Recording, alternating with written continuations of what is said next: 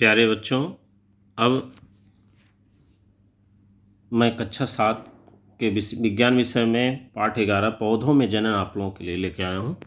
आप लोग इसके महत्वपूर्ण बिंदुओं को नोट करिए, साथ में इसके अभ्यास प्रश्न को भी इसमें हल किया गया है। आप उसको सबसे पहले किताब में अपने आप से करिए, नहीं दिक्कत आती है तब आप इससे देख के करिएगा। आप लोगों की मदद के लिए यह चैनल अभी विज्ञान विषय में कक्षा 6, 7, 8 के सभी बिंदुओं को मेरा टारगेट है कि सभी चैप्टर्स का आपको मुख्य बिंदु, शॉर्ट नोट्स एवं अभ्यास प्रश्न हल करके देना। तो चलिए अब इस चैप्टर को शुरू करते हैं। सबसे पहले जनन क्या है बच्चों, इसको समझिएगा। माता पिता से संतान का जन्म ही जनन कहलाता है। अब पौधों में माता पिता तो ऐसे समझ में नहीं आते। पौधों में जनन किस तरीके से होता है? तो पौधों में जनन मुख्य रूप से 2 प्रकार से होता है बच्चों। एक अलैंगिक जनन होता है और दूसरा लैंगिक जनन। जब पौधे के किसी भाग जैसे जड़, तना, पत्ती से नए पौधे उत्पन्न होते हैं तो उसे अलैंगिक जनन कहते हैं। अलैंगिक जनन क्या होता है बच्चों? जब पौधे के किसी भाग जैसे जड़, तना, पत्ती से नए पौधे उत्पन्न होते हैं तो उसे अलैंगिक जनन कहते हैं। लेकिन जब पौधे के बीज द्वारा नए पौधे उगते हैं तो उसे लैंगिक जनन कहते हैं। लैंगिक अलैंगिक क्लियर हुआ? अलैंगिक पौधे के भाग जड़, तना, पत्ती से, और लैंगिक जनन क्या होता है? पौधों के अंदर जो फूल बनेगा, फूल से बीज बनेंगे, उन बीजों को बोने से अगर फिर से नया पौधा बनता है तो वो में जो जनन है वो लैंगिक जनन है। अलैंगिक जनन कितने प्रकार से होता है बच्चों? तो पहला इसमें आता है मुकुलन। यह ईस्ट में होता है। ईस्ट में यह एक कोशिकीय जीव है और इसमें इसकी कोशिका में उभार उत्पन्न होता है और वही उभार ही एक नवीन मुकुल बना देता है।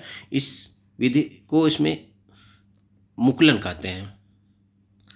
दूसरी जो विधि होती है खंडन, इसमें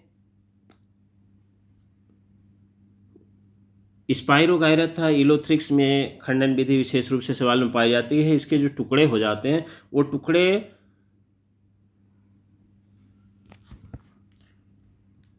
टूट करके नए पौधे का निर्माण कर लेते हैं। तो यह जो खंडन विधि है स्पाइरोगायरथा यूलोथ्रिक्स में होती है। इसमें शैवाल 2 खंडों में टूट जाता है और दोनों खंड जो है नए नए पौधे का निर्माण कर लेते हैं। तीसरी जो विधि होती है बच्चों बीजाणु निर्माण द्वारा, यह मुख्य रूप से कवक में पाई जाती है और आप लोग किताब में देखिएगा राइजोपस कवक का इसमें दिया हुआ है। इसमें धागे जैसी संरचना मुँह पर गुंबज नुमा बना हुआ होता है, गोला गोला, और उसी में वो बीजाणु बनते हैं और वो बीजाणु जब नम स्थानों पर गिरते हैं तो नवीन फफूंद का निर्माण करते हैं।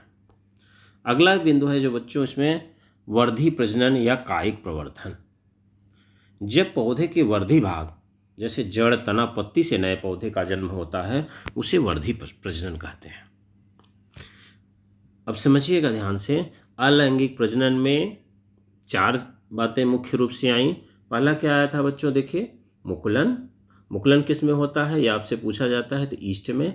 खंडन जिसमें कि 2 टुकड़े में बंट जाता है और दोनों ही नवीन पौधे का निर्माण करते हैं तो स्पाइरोगायरथा यूलोथ्रिक्स में होता है।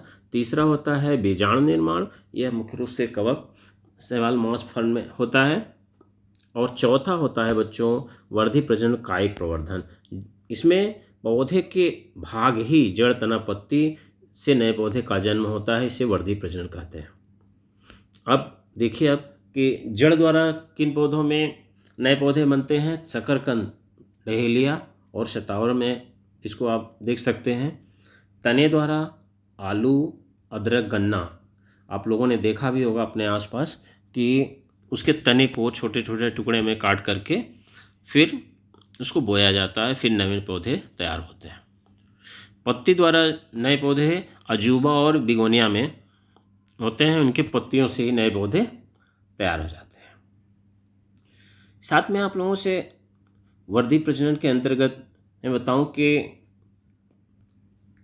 कृत्रिम वर्धी प्रजनन, ये सारी चीज़ें नेचुरल होती थी, लेकिन वैज्ञानिकों ने कृत्रिम ढंग से भी वर्धी प्रजनन की प्रक्रिया अपनाई है।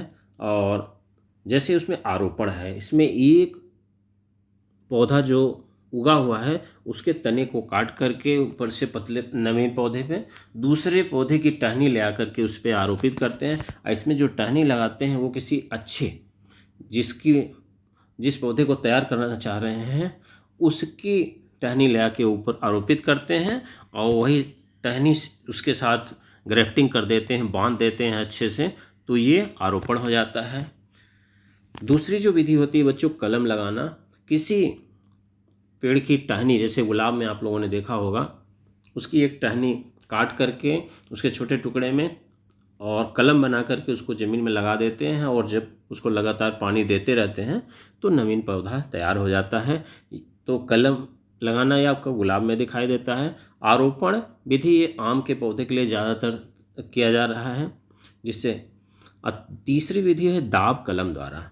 इसमें पौधे की टहनी को ही ज़मीन में, अगर ज़मीन की से नज़दीक जो टहनी है उसको थोड़ा सा छील करके ज़मीन में दबा देते हैं, तो देखते हैं कि उस टहनी जहाँ वो दबी हुई है वहाँ से जड़ निकल आती है, और इस विधि को कहते हैं दाब कलम द्वारा। बच्चों आप इसको अमरूद या नींबू को खूब अच्छी तरह थोड़ा सा छील करके अगर उसकी टहनी में मिट्टी लगा करके आप बांध दीजिए और उस पर पानी देते रहिए, कुछ दिन बाद आप देखेंगे कि हवा में ही वो मिट्टी अगर नम बनी है तो उसमें जड़ निकल आती है, और बाद में उसको काट करके आप दूसरी जगह लगा सकते हैं। लैंगिक जनन में बच्चों नर तथा मादा दोनों जनकों की भागीदारी होती है, जबकि अलैंगिक में ऐसी बात नहीं होती है। पुष्प के कितने भाग प्रमुख रूप से होते हैं बच्चों? बाह्य दल हरा कलर का होता है सबसे नीचे की तरफ, दूसरा होता है दल जो रंगीन भाग होता है, तीसरा होता है पुंकेसर पतले पतले धागे जैसी संरचना, और चौथा होता है सबसे बीच में स्त्री केसर, इसे मादा जननांग कहते हैं। और पुंकेसर को बच्चों नर जननांग कहते हैं। अब आगे देखते हैं हम लोग। अधिकांश पौधों में पुंकेसर तथा स्त्री केसर एक ही पुष्प में होते हैं, एक ही फूल में पुंकेसर तथा स्त्री केसर होते हैं। और जिन पौधों में पुंकेसर तथा स्त्री केसर एक ही पौधों पुष्प में होते हैं बच्चों, उन्हें द्विलिंगी पुष्प कहते हैं, कि उसमें दोनों लिंग हैं, पुल्लिंग और स्त्रीलिंग दोनों हैं, इसीलिए उसे क्या कहते हैं बच्चों? द्विलिंगी पुष्प कहते हैं। इसका उदाहरण गुड़हल, मटर, सरसों, ज़्यादातर पौधे इसी के अंतर्गत आते हैं। लेकिन कुछ पौधों में पुंकेसर तथा स्त्री केसर अलग अलग पुष्पों पाए जाते हैं, इन्हें एक लिंगी पुष्प कहते हैं। इसका सबसे अच्छा उदाहरण आप लोग पपीता देखते होंगे कि पपीता के कुछ पौधे ऐसे होते हैं जिसमें फल नहीं लगते, वो नर पौधे होते हैं। आगे बच्चों देखते हैं दल पुष्प के सबसे आकर्षक भाग होते हैं, क्योंकि वो रंगीन होते हैं। रंगीन होने के कारण कीट पतंगों को अपनी ओर परागण के लिए कौन आकर्षित करता है? दल ही। तो दल पुष्प के सबसे आकर्षक भाग होते हैं। प्रश्न अगर आपसे पूछता है कि पुष्प का सबसे आकर्षक भाग क्या होता है, तो आप लोगों को क्या बताएंगे बच्चों? दल। पुष्प के भीतर धागे जैसी कई रचनाएं दिखाई देती हैं, छोटी छोटी। इन रचनाओं को क्या कहते हैं बच्चों? पुंकेसर कहते हैं। पुंकेसर का ऊपरी सिरा फूला हुआ होता है, उस फूले हुए सिरे को परागकोश कहते हैं। अब परागकोश में चूर्ण के समान नन्हे नन्हे कण भरे रहते हैं, इन्हें परागकण कहते हैं। तो बच्चों आप लोग देखिए कि पुंकेसर धागे जैसी संरचना होती है, ऊपर एक फूला हुई संरचना इसमें होती है, उसे परागकोश कहते हैं। अब परागकोश में बहुत सूक्ष्म जो है ये छोटे छोटे परागकण होते हैं। अब पुष्प के अंतर्गत दूसरा जो भाग मुख्य होता है बच्चों स्त्री केसर। स्त्री केसर के 3 भाग होते हैं। सबसे नीचे का जो फूला हुआ भाग होता है वो अंडाशय। अंडाशय से लगी नली जैसी संरचना उसे कहते हैं ऊपर की तरफ वर्तिका, और वर्तिका के अग्रभाग पर सबसे ऊपर फूली हुई संरचना क्या कहलाती है बच्चों? वर्तिकाग्र। मादा युग्मक का निर्माण फूल के किस भाग में होता है? तो बच्चों अंडाशय में होता है। मादा युग्मक का निर्माण फूल के किस भाग में होता है बच्चों? अंडाशय में। पराग कणों का पराग कोश से निकलकर वर्तिकाग्र पर पहुंचने की क्रिया को क्या कहते हैं? परागण। पराग कण कहाँ पर होते हैं बच्चों? पुंकेसर में होते हैं। पुंकेसर में जो ऊपर आपको अभी बताया हमने कि फूली हुई संरचना होती है, उसे क्या कहते हैं बच्चों? परागकोश। तो परागकोश से निकलकर वर्तिकाग्र पर वो पहुंचने की क्रिया को क्या कहा जाता है? परागण। यह क्रिया चाहे हवा के द्वारा, जल के द्वारा, जंतुओं के द्वारा या कीट पतंगों के द्वारा होती है। जब परागकण अपने ही पुष्प के वर्तिकाग्र पर अथवा उसी पौधे के दूसरे पुष्प के वर्तिकाग्र पर पहुंचते हैं तो यह क्रिया स्वपरागण कहलाती है।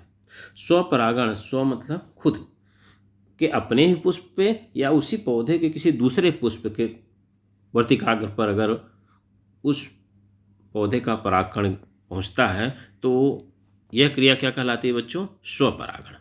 लेकिन जब किसी पुष्प के परागकण निकलकर उसी जात के अन्य पौधों के पुष्प के वर्तिकाग्र पर पहुंचेंगे तो ये क्रिया परपरागण कहलाती है। तो स्वपरागण में बच्चों परागकण अपने ही पुष्प के वर्तिकाग्र पर अथवा उसी पौधे के दूसरे पुष्प के वर्तिकाग्र पर पहुंचता है तो वह क्रिया क्या कहलाएगी बच्चों? स्वपरागण। लेकिन जब किसी पुष्प के परागकण निकलकर उसी जाति के अन्य पौधे के पुष्पों के वर्तिकाग्र पर पहुंचते हैं तो यह क्रिया क्या कहलाती है बच्चों? परपरागण। नर तथा मादा युग्मक के युग्मन या संयोग की क्रिया को क्या कहते हैं बच्चों? निषेचन। नर तथा मादा युग्मक के संयोग की क्रिया को क्या कहते हैं बच्चों? निषेचन। निषेचन के पश्चात अंडाशय के अंदर बीजांड होता है बच्चों। बीजांड विकसित होकर बीज बन जाता है और अंडाशय विकसित होकर फल बनता है। इसको याद कर लीजिएगा आप लोग। निषेचन के पश्चात बीजांड विकसित होकर के क्या बनता है बच्चों? बीज। तथा अंडाशय विकसित होकर के क्या बनता है? फल।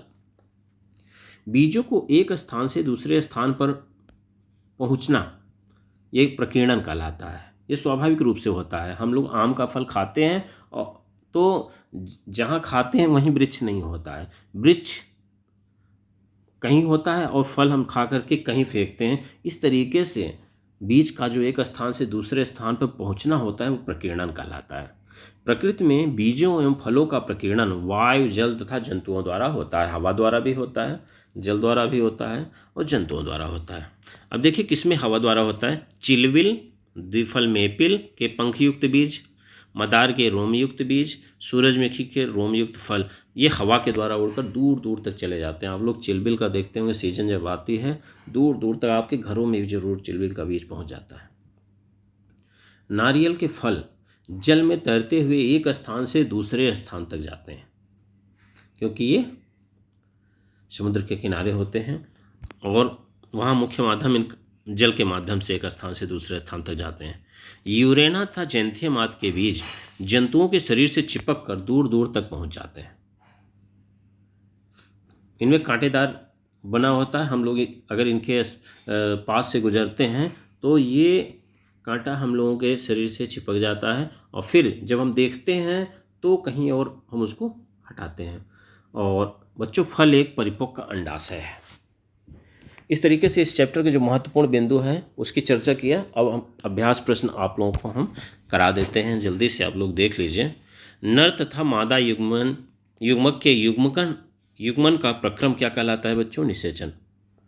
नर तथा मादा युग्मक के युग्मन का प्रक्रम क्या कहलाता है? युग्मन माने मिलना, उसे क्या कहते हैं बच्चों? निषेचन। परिपक्व होने पर अंडाशय विकसित हो जाता है किसमें? फल में। अजूबा अपने जिस भाग द्वारा जनन करता है वह है पत्ती। पौधे के जनन अंग हैं फूल। परागकण का वर्तिकाग्र पर स्थानांतरण क्या कहलाता है बच्चों? परागण। रिक्त स्थान की पूर्ति कीजिए। जनक पौधे के कायिक भागों से नए पौधे का उत्पन्न होना क्या कहलाता है बच्चों? अलैंगिक जनन। जनक पौधे के कायिक भागों से, कायिक भाग क्या होता है बच्चों? जड़, तना, पत्ती से नए पौधे का उत्पन्न होना अलैंगिक जनन कहलाता है। जिन फूलों में केवल नर या केवल मादा जनन अंग होते हैं वे कैसे पुष्प कहलाते हैं बच्चों? एक लिंगी पुष्प कहे जाते हैं। पराग कोश से पराग कणों का वर्तिकाग्र पर स्थानांतरण की क्रिया क्या कहलाती है बच्चों? परागण। नर और मादा युग्मों का युग्मन निषेचन कहलाता है। बीज का प्रकीर्णन वायु, जल और जंतुओं के द्वारा होता है। निम्नलिखित कथनों में सही कथन पर सही और गलत कथन पर गलत का चिन्ह लगाइए। स्पाइरोगाइरा था यूलोथ्रिक्स खंडन विधि से प्रजनन करते हैं, बिल्कुल सही। कलम लगाना कृत्रिम वर्धित प्रजनन है, बिल्कुल सही। ईस्ट में जनन खंडन विधि द्वारा होता है, नहीं, इनमें मुकुलन द्वारा होता है। स्त्री केसर पुष्प का नर भाग है, नहीं, मादा भाग है।